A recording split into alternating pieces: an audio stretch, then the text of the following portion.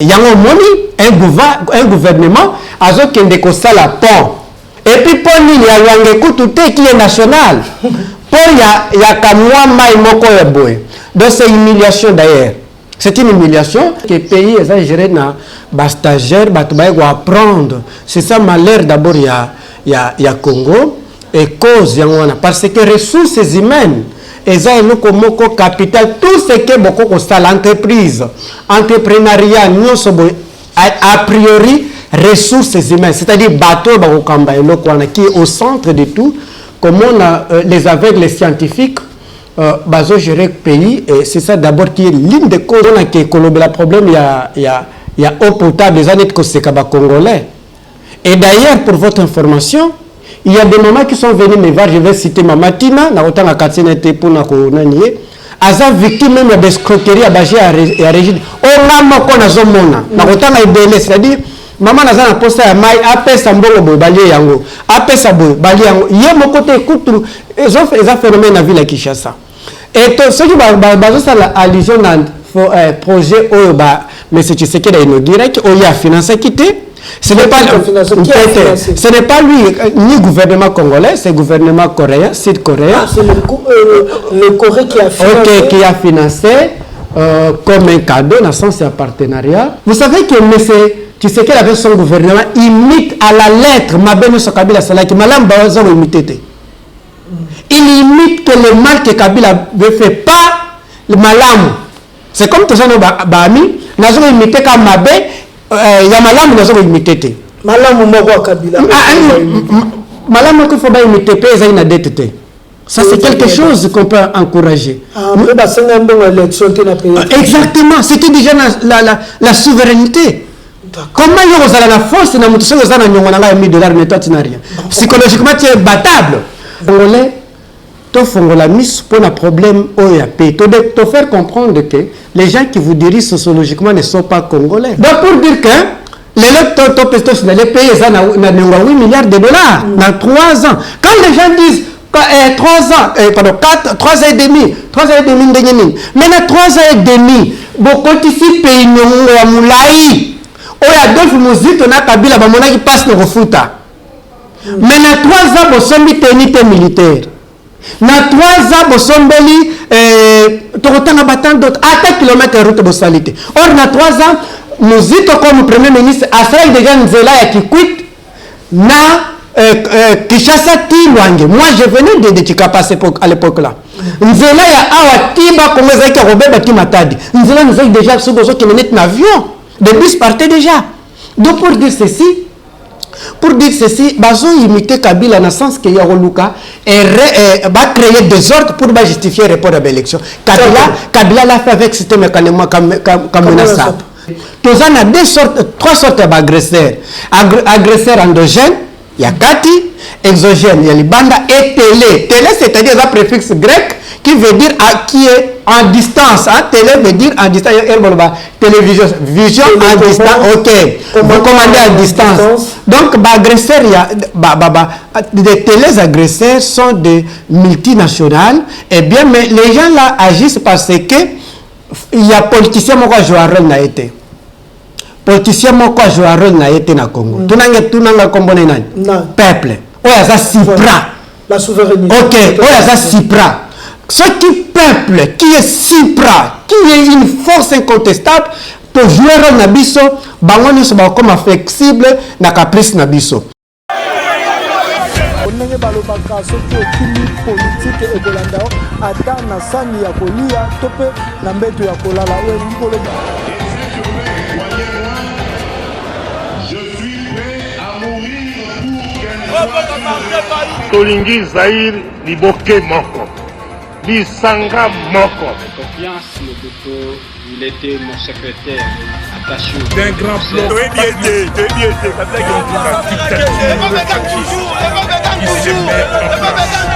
Bienvenue dans l'émission Toneba Politique, une émission qui est présentée par moi, Trésor King Bukele. C'est pour moi un grand honneur d'être devant vous à travers ce nouveau numéro de l'émission Toloba Politique. Nous allons parler du conflit tribal ou des conflits tribaux aux Anakati, province, il y a Bandundu, l'Obezaki Bandundu, Grand Bandundu. Et nous voyons aujourd'hui les Bateke et les Bayaka, Kobomana. Nous sommes sans ignorer parce que la vidéo a circulé sur les réseaux sociaux. Le peuple Bantou, hier, le peuple Bantou a respecté Moningane, mais aujourd'hui, les Bantous ne savent plus respecter. Le massacre à l'est du pays, de la République démocratique du Congo, Butembo, après le départ de la MONUSCO, il y a eu beaucoup de morts. Est-ce que ça plan ya MONUSCO to longwa batu bakufa kwa bazana posa na biso tote Mike a proposé na Rwanda quelles leçons nous devons tirer. Donc on se ramène de parole Kamizelo avec lui Ndetosani le philosophe. Parole Kamizelo. Bonjour philosophe. Bonjour Trésor King. Na remercier yo na zaka rêve na ngai na sa l'émission na Trésor pe babaki King. Namona une intimidation, mais oui, intimidation. Au nom de Kimbangu. Merci pour tout le Congo. Je sais que vous êtes un vrai patriote qui lutte pour le Congo. D'abord, félicitations. C'est le Congo qui va vous payer. Vous, Madame Tatiana, Madame Joël et les autres, les jeunes Congolais qui se battent pour libérer le pays. C'est la RDC et les dieux tout-puissants qui va vous payer. Avant peut-être de répondre à ceux qui n'ont pas là, na pesa une information comme il était bilé yarolia. To sala qui moi petit calcul sur quoi permettre en auto les kisango. To lobby Monsieur Félix Tshisekedi voyage na moko il y a 2 millions 500 000 $. Eh bien, to multiplier on a 300 voyages à salir dans 4 ans. Et Pessibiso monte à 675 millions de $. 675 millions de $. Ce qui te divisé en de nombre de kilomètres par kilomètre, 1 million au basali pena naba critère bien. Nanzela et ça 675 km de route nationale. Quand voyage Félix. Bah voyage au Sali. Donc c'est-à-dire que bon on a utilisé quand on a Banzela.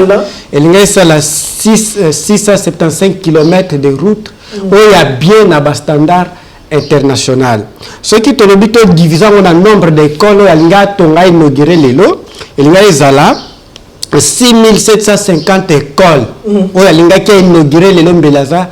Ya kotelema hélas et que kakandengwana peto ko mususu to yela bango ba information ba jour mususu izoya to bando yela bango ndengwana poto la kisatolo ba pamba te que pays eza géré na ba stagiaire ba to ba apprendre c'est ça malheur d'abord ya Congo et cause yangwana parce que ressources humaines eza eloko moko capital tout ce que beaucoup ko sala entreprise entrepreneuriat nyonso a priori ressources humaines, c'est-à-dire bateau qui est au centre de tout, comment les aveugles scientifiques gérer le pays, et c'est ça d'abord qui est l'une des causes aussi avant qu'on ait paix légitimité ou peut-être au cas c'est déjà une bonne chose quand vous avez soulevé ces sujets.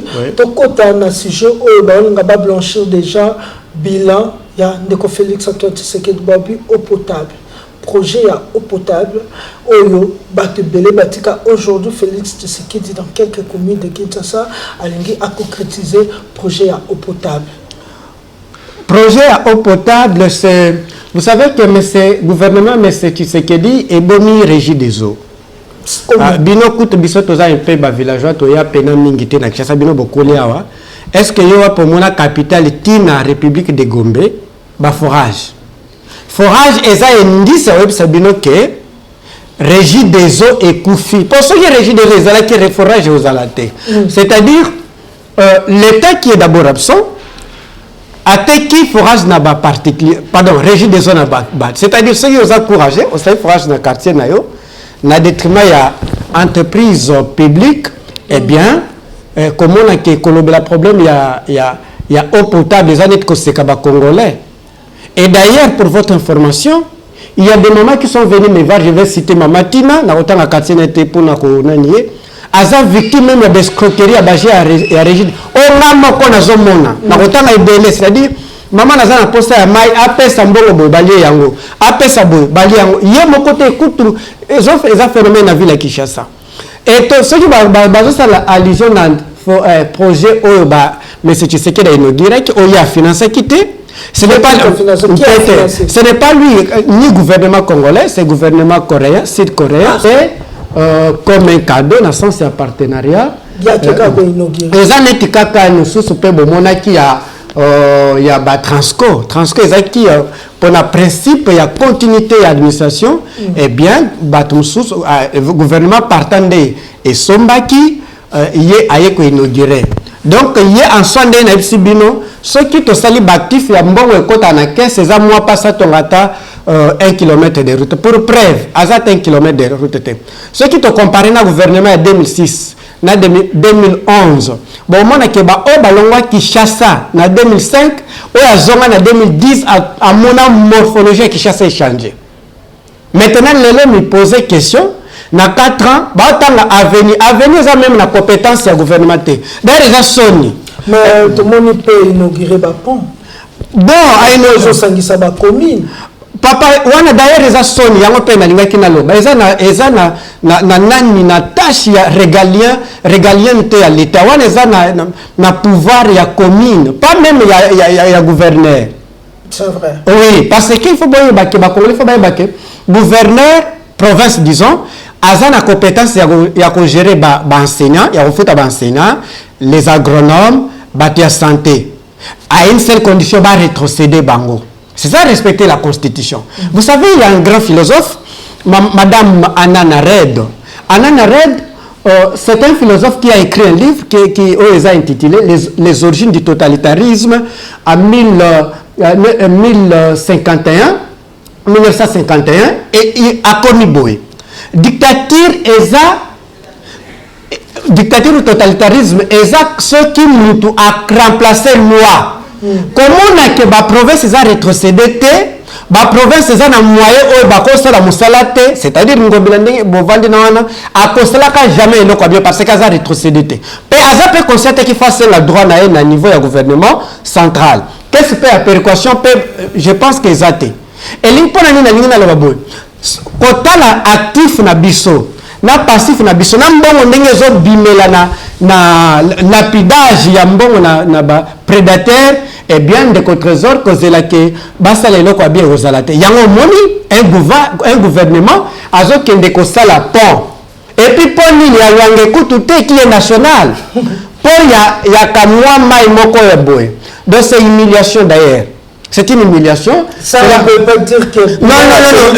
D'ailleurs, la tâche régalien, macroéconomique, tu as là les lois flashées. Et d'ailleurs, la place où moi j'ai douté avec ressources, chécouler au bazar na pouvoir. Bon, côté belé na trésor public via marché mondial et minerai, eh bien, bon, on les a lapidés. Et ceux qui m'ont les a qui na caisse, au moins que même flashé aux alatés. Toyana makambo etali mbongo wana balobi 11 milliards na mesala mate 11 milliards ekoti na budget ya mboka Congo. Est-ce que bamisu balobi ça 7 milliards ya recettes ezali locales et ya ba recettes locaux plutôt et locales plutôt et puis 4 milliards ya ba vente ya ba minerais du niveau international. Mais il paraît 4 milliards na leza na caisse. Et là, on peut expliquer. Vous savez, comprenez qu'il y a un peu message excellence minimum parce que c'est un débat technique, c'est-à-dire avec la technologie économique. Mais là, on a synthétisé dans le sens pédagogique. Il y a un dépôt ya masango soit ya manyoko. Na dépôt na dépôt là na gérer yo patron. Mais au tiengai na dépôt na combien de sacs 50 sacs. Na 50 sacs moko na marché ya Ipen soit na Zando eza 100 000 francs congolais. Et pour arriver que nga na longwe na longwe zui ndeko mususu akomi gérant na niveau ya marché ya Ipen sac moko emati qui n'est pas effort na yo ni yangai mais comme chance moko boye toke na niveau ya marché na biso sac moko ezaki 100 000 ekomi combien 300 000 maintenant na kuta na nzana biso te naleki na wenze na moni pena manioko esani ni manioko emati mingi, c'est-à-dire na dépôt na biso mbongo ekoti ebele viki ateki yango de 100 000 à 300 000 et puis tozali na 100 sacs production emati tokomi na 100 sacs ekomi 200 sacs. Maintenant na faire comprendre bon ceux qui ont na caisse okuti mbongo te ceux qui okuti musala ya bien te, c'est-à-dire il y a un problème, c'est le même. OK, excellence abeta ngé tango comme ça va congolais que ceux qui bomoni nzela etongami te, ceux qui bomoni basalaire ya bato emati te, ceux qui ont professeur d'université akomi na $2 000 tendenge mozito atikaki excellence mozito atikaki lelo baza na $1,300, eh bien elingi koloba mbongo eza détourné. Effectivement ngai namona nazaki convaincu que bachekulaire bakoyiba mbongo wana. D'ailleurs endisa liboso so lakisa ke bayibi mbongo ezani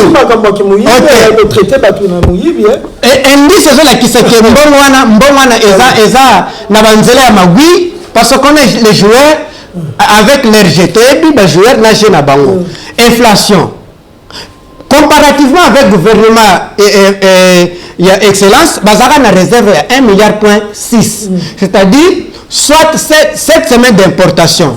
Mais avantage tozalaki nango ezalaki palpable ndeko palpable ndenge nini omona que dans tout ezali de première fois na histoire ya Congo na toute république dollar zaka 92 république mobimba et puis biloko zo matate dollar zo matate de biloko pena etelemi avantage batuna salaire na bango ya muke bazo ko vivre bien mais le landa so to bimi na yo kaka na bureau on mona que dollar inflation ezali lele komi na sombaki $100 na baki 5 000 francs donc c'est-à-dire dollar zomata ceux qui réservent na vraiment ezalaki mais babi réserve mat. OK mais quand on me poser question ceux qui réservent na ezalaki dollar de mata boyete na to seul est-il comparative dollar de mata te la place où moi je dis moi connaissant les joueurs avec leur jeu c'est-à-dire bachekulaire na jeu na bango je doute et doute na ils ont raison. Ceux qui ont un gouvernement d'abord qui a 56 ministres oh bazo pesa ministre moko $40 bolanda ki nande kopiero ceux qui 40 000 $, ceux qui multiplient ils ont pesa 244 millions de dollars par mois multiplié par 12 mois vous allez voir que mbongo na nyos en soi on se côté na trésor public via minéraux na marché mondial ils ont profité nango na ba voyage ya monsieur Tshisekedi na ba institution en soi ba député 21 000 $, wana eza emolisa ça tenir ba avantage ya ino sacré te ya pas promotion donc bazo comme même na ba $30 000 so to sali ba calcul ya bien donc comparatif d'ailleurs pour mon degré ya nani ya encore disons il y a quoi il y a ignorance il y a comment que président américain tu sais sa dotation combien c'est $35 000 ah donc ministre congolais l'équipe président Musika président français c'est 15 000 €. Oh oui donc pour que président français congolais l'équipe je vous donne les informations là c'est bon mon acquis. Vous n'avez pas le budget que vous pouvez espérer. Ce sont des prédateurs. Et la place où ceux qui ont compté Makamba Est peut être ça, voilà, tu as un aspect ya mbongo ya kate parce que là il y a le bakake. Tu as trois sortes d'agresseurs. Agresseurs endogènes, il y a kati, exogène, il y a libanda et télé. Télé c'est-à-dire un préfixe grec qui veut dire qui est en distance. Hein? Télé veut dire en distance. Télévision, vision en distance. Ok. Vous commandez à distance. Donc, agresseurs, des téléagresseurs sont des multinationales. Eh bien, mais les gens là agissent parce que il y a politiciens qui jouent un rôle na été. Politiciens qui jouent un rôle na été na Congo. Tout n'a pas combiné peuple. Oh, ça Cipra. La souveraineté. Ok. Oh, ça Cipra. Ce qui peuple, qui est Cipra, qui est une force incontestable pour jouer un abisso, bango se ba comme flexible na caprice na biso. Donc pour dire ceci pour na zone na ilona banda oloba, na nyoso na soyi botali ba paramètres na nyoso ya ba comment bazo lapider mbongo, eh bien bon mona ke ba agresseur ya kati, c'est-à-dire bato ya kati benemi ya auto vandi bandoki auto la na bango na mbetu baza plus dangereux que MONUSCO que Kagame. Ba salaire ya ba ministre, oui, ba salaire ya ba député, oui, ba mbongo auto ba kozo ba prime ya ba essence carburant, oui, plutôt ba nini exact enveloppe katami na budget eza likola budget te eza na budget on a d'ailleurs merci pour poser question na budget o ezali par exemple budget to que na hypothèse na bango parce que bazo gérer pays na sens métaphysique spirituel net que makambo lola ya on montre que dotation à président du Congo il faut qu'il na paradis pour y bango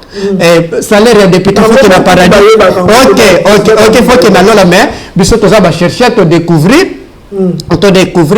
budget ezali même bon moi a presque na budget au par papier c'est bâti à 22%. Mais na niveau à pratique moi je pense que na ko que na hypothèse ya Kabound presque 60%.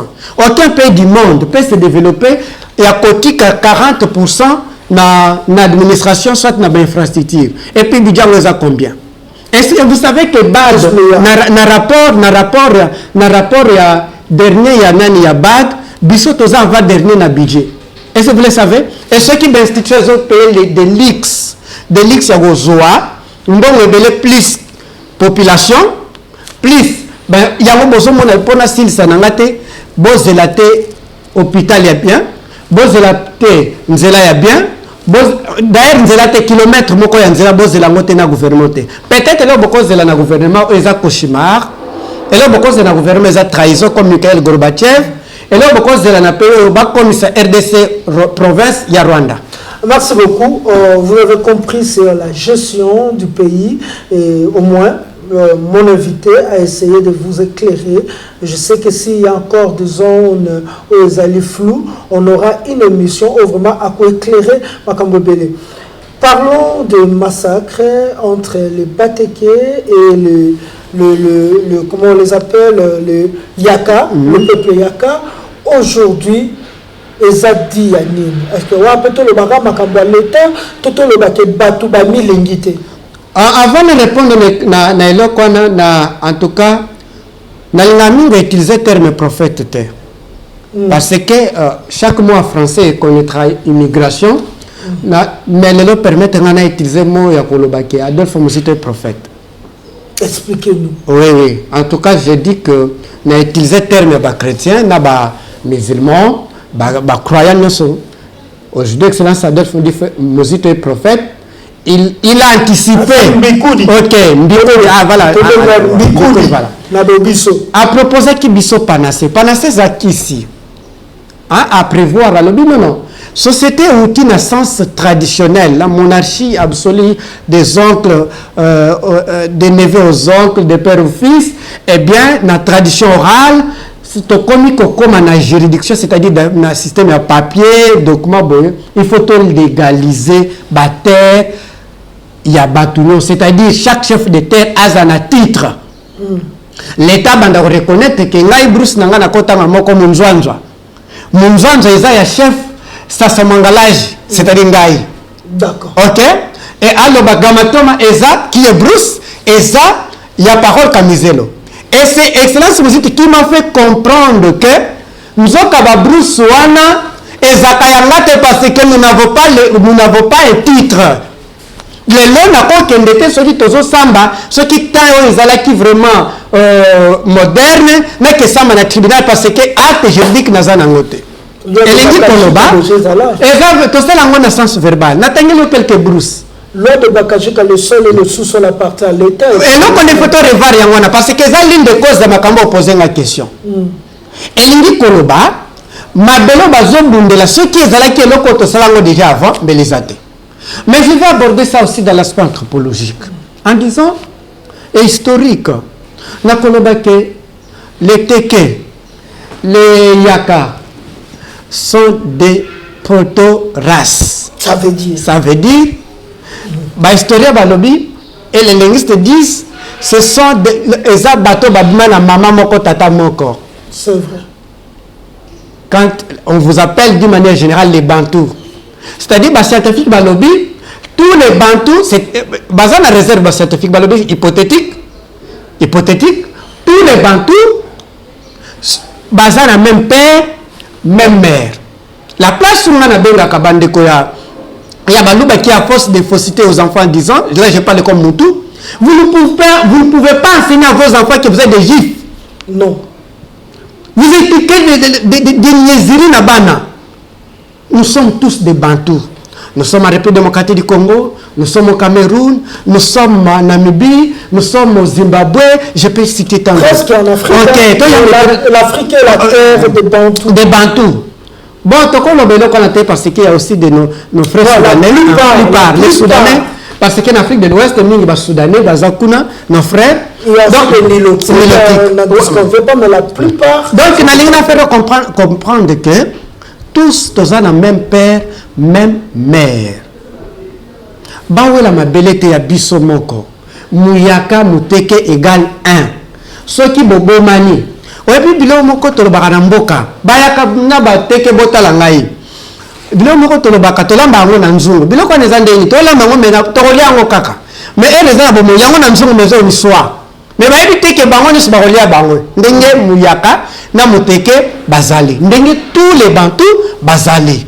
Ndenge tous les Bantous bazali. Mais là ici l'État pour que tu prévoir la guerre, tu prévenir, tu trouver pendant cette temps anticipé. Makambo il y a la guerre civile na bandeko na bandeko autobeng les Bantous, ça peut être aussi les Soudanais, ça peut être aussi les Nilotiques, les Tois, eh bien, bapé sa chaque chef de terre titre naie, aye baké mabelo eza yangai. OK, ba yebi déjà ce qui titre ezala ki ndeko makambo les até. Mais attention, na sisi nante mingi ba guerre civile ya kana politique. Nous avons un problème, il y a Kamena, je ne peux pas citer tant d'autres. Vous savez que la politique... Ok. Vous savez que M. Tshisekedi avec son gouvernement imite à la lettre Mabeno Kabila Salaki, Malam Bawazo imité. Il imite que le mal que Kabila ne fait pas le malam. C'est comme tout ça, Bami, nous avons imité comme Mabé, il y a Malam, nous avons imité. Malam Moumoua Kabila. Malam il faut pas imiter pays à une dette. Ça c'est quelque chose qu'on peut encourager. Exactement, c'était déjà la souveraineté. Comment il y a la force dans notre chose dans $1000 mais toi tu n'as rien. Psychologiquement tu es battable. Donc pour dire que les pays ont 8 milliards de dollars dans 3 ans. Quand les gens disent 3 ans, 3 ans et demi, maintenant 3 ans et demi, beaucoup ici pays à Moulaï, où il y a d'autres musiques, on a Kabila, qui passe le refuta. Maintenant 3 ans, vous sommes unité militaire. Dans 3 ans, vous sommes d'autres, à 4 km de route de salité. Or, dans 3 ans, musique comme Premier ministre, à ça, il y a déjà Nzela qui quitte, Kishasa Tilwange. Moi je venais de Chikapa à l'époque là. Nzela ya awa tiba comme ça qui Robert Bati Matadi. Nzela nous a déjà sur besoin qui menait un avion. Des bus partaient déjà. Donc pour dire ceci, bazo imiter Kabila dans le sens que Yoroluka va créer des ordres pour justifier le report de l'élection. Kabila l'a fait avec ce mécanisme comme menaçable. C'est les cas qu'on peut connaître. N'habitez pas dans les analyses. Donc dans les analyses. Les conflits émanent de la politique. Et surtout que vous savez avec le système de Yumbi, qui était instrumentalisé par poussé par les politiciens. Aujourd'hui, on ne peut pas dire que le mal aussi, ils ont eu à côté qu'il y a des étrangers dans ma bélé. Parce que disons aujourd'hui, beaucoup d'étrangers, mboka na bango ba ekosomba mabele pona bilanga o toyebi ke ba peuple ya mboka ba vivaka na ba mabele wana bazamba wana tango ba ko pesa ba étranger parce que bandeko bele ba bele la ki qu'il y a des gens qui viennent au Congo o bazali na basa bilanga na Congo mais qui sont des étrangers est-ce que c'est cause à la cause wana te ya biloko wana toujours na titralisation ya nani ya terre ce qui document ezalaki makamana ozalate et c'est ça qui va créer ils ont créé bombe, ce qui te résout et le Kwanate. Moi j'ai dit un jour, Excellence Mosito, vous savez que ce que vous faites, c'est une révolution copernicienne. Et Et je le répète et je le dis, c'est une révolution copernicienne. D'où tout ce gouvernement, malgré Baza illégitime, ceux qui basent na posa et qui pour la guerre civile et la tête, ils vont adopter rapidement. Mais ils ont un cadre offre politique et nouvelle la paix. Merci Tokema Kambuya, Mike Yamer, Nzita. Déjà proposé à l'ambassadeur de Rwanda. Selon la philosophie, on dit que la philosophie commence quand la personne se pose la question pourquoi. Et pourquoi Mike Amer doit être proposé à l'ambassadeur de Rwanda. Et tout le monde est philosophe, mais tout le monde ne veut pas philosopher. Donc la philosophie. Ah, Trésor King, quand vous parlez de mot philosophie, nous avons sauté. Philosophie veut dire sagesse, comme tu l'as dit aussi. La recherche de la sagesse.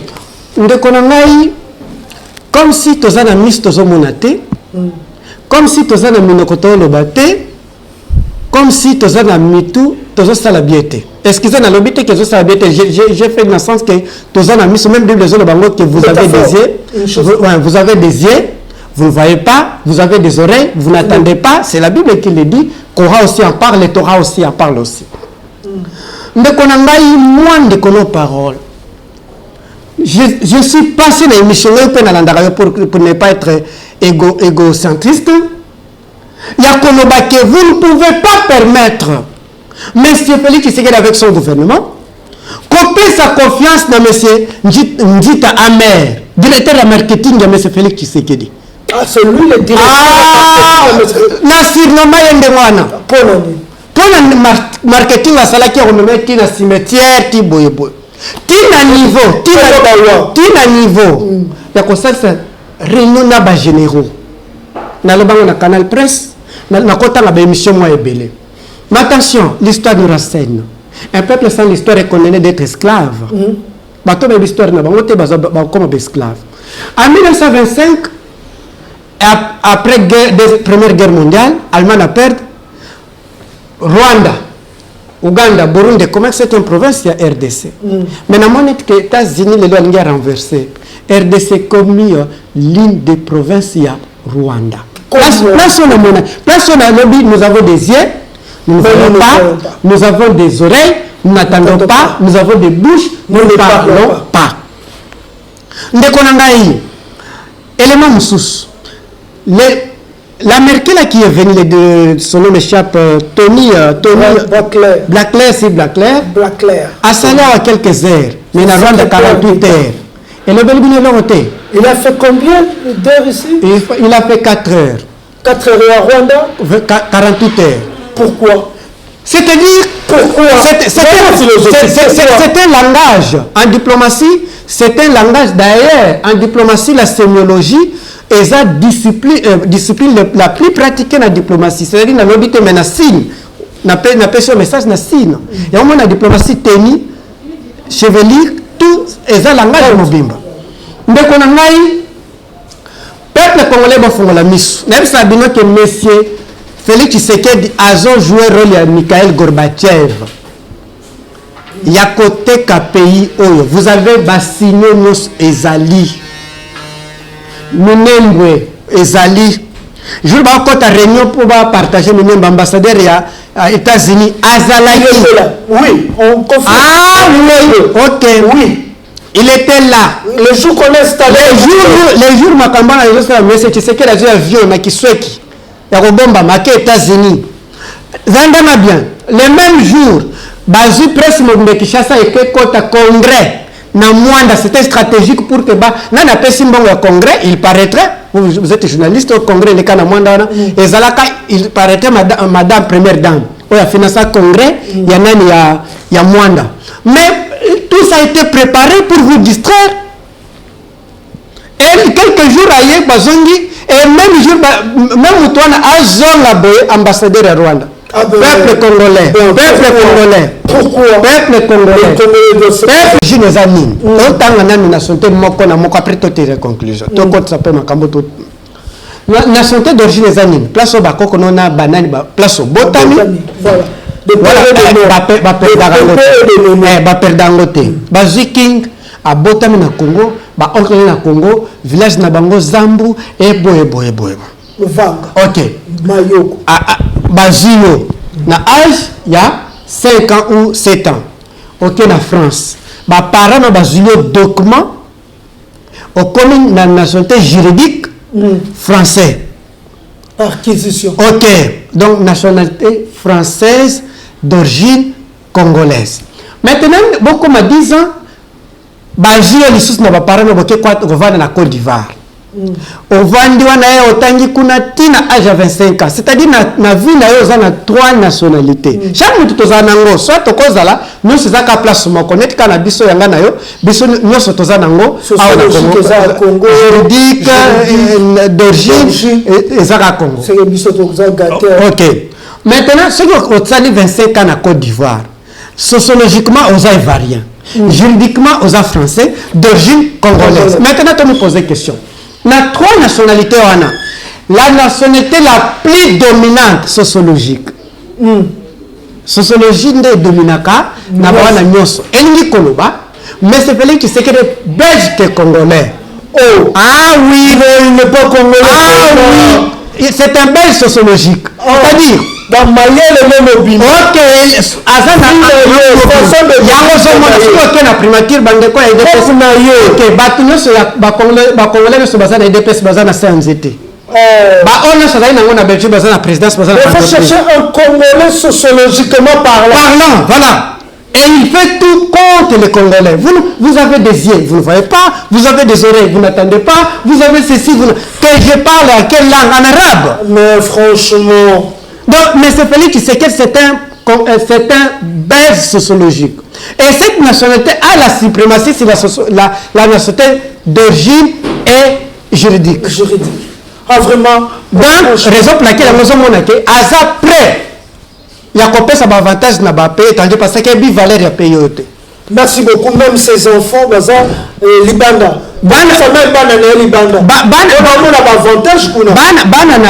Je n'ai pas beaucoup d'informations, je ne sais pas. Lui-même, il a dit ça pendant une propagande que Banane est basé de la nationalité française juridique parce que Babeta Mikuna, Baprena, Bakolinga. Maintenant, beaucoup analyser, mais pour moi, je vous dis, il ne fera jamais. Et là, on a avantage à Congolais. Vous avez des yeux, vous ne voyez pas. Vous avez des oreilles comme si vous n'attendez pas. Il faut agir congolais. Seul le politicien au s'appelle au Moko. Peuple congolais. Merci. La souveraineté appartient au peuple congolais et ce peuple doit se battre pour sa dignité et l'intégrité territoriale de son pays. Et si l'arme qu'on appelle le peuple déclenche aujourd'hui, aucun politicien ou aucune politicienne peut se tenir debout. Seul le peuple peut changer les choses. Et le peuple ne se libère que lui-même. Personne ne peut libérer le peuple. Le peuple congolais, parole Kamizelo qui vous a demandé de vous réveiller, de vous éveiller, d'agir, de comprendre, de parler pour que votre dignité est Zogelabino. Parole Kamizelo, mot de la fin pour l'émission. Et puis je te promets une autre invitation prochainement. Bon, aussi Congolais, il est temps d'agir. Chaque Congolais doit agir. Chaque Congolais doit agir. Il y a Kolobake, ceux qui ont été pays, bon, comme on est en Palestine. Il faut signaler parce que les gens blaguent avec la terre. Na Palestine, ils ont commandé nos hommes qui ont été quartier na bino bazuyango déjà na ba israélien. Oui. Donc pour dire que les Congolais font la mise pour un problème OEAP. Tu faire comprendre que les gens qui vous dirigent sociologiquement ne sont pas congolais. Merci. Numéro de téléphone, peut-être aussi Sarolobake, qu'il appuie l'excellence Adolphe Mozito avec un bon projet politique, offre politique. Et tu vas expliquer aux Congolais que le pays nous sommes gérer biso et la puissance ya minene na otanga Russie, États-Unis, bazwaka mutuna na na gérate. Ce tala na yo président ya États-Unis, ancien vice-président. Tala na yo président Poutine, ancien premier ministre, le dernier premier ministre qui a la matable échoué. Boris, Donald Trump était sénateur, tala biographie na et puis homme d'affaires. Et puis Torobak s'appelle Erdogan, ancien premier ministre, président. Président français, ancien ministre, président. On n'est pas quelqu'un qui vient, qui ne connaît pas les problèmes de l'État. Congolais, vous ne pouvez pas tomber dans le continent, sociologiquement, qui ne connaît rien. Qui ne connaît rien, quelqu'un qui maîtrise. Parce que la différence est ça entre entrepreneuriat et l'État. Merci. Donc, la place que je leur dis de soutenir l'offre politique de Nouvel Élan. Merci. Numéro de téléphone 082 37 49 424. 082 37 49 424. Merci beaucoup. C'était Trésor King Bukele qui a reçu pour vous Parole Kamizelo, un philosophe. Parole, vous avez senti sa façon de voir les choses. Il est aussi communicateur de Nouvel Élan et membre du parti politique Nouvel Élan, le parti politique qui est présidé par le président Paul Mboma et le CG Blanchard Mongomba qui est comme secrétaire général et Adolphe Mouzitou qui est le visionnaire du parti politique. Il est aussi membre de l'Amouka. L'Amouka Okokufate. Un jour de réservement. Ma réflexion Merci Trésor King Bukele, vous donne rendez-vous prochainement. Merci pour votre attention distinguée. Merci vous qui partagez, qui aimez, qui commentez nos vidéos. Moi Trésor King, je vous donne rendez-vous prochainement dans un autre numéro de l'émission Parlons politique et bye. Ndenge balobaka soki okimi politique ekolanda ata na sani ya kolia to pe na mbeto ya kolala oyo likoloba. Je suis prêt à mourir pour Tolingi Zahir Liboke Moko. Lisanga Moko. Confiance, Mobutu, il était mon secrétaire attaché. D'un grand plan.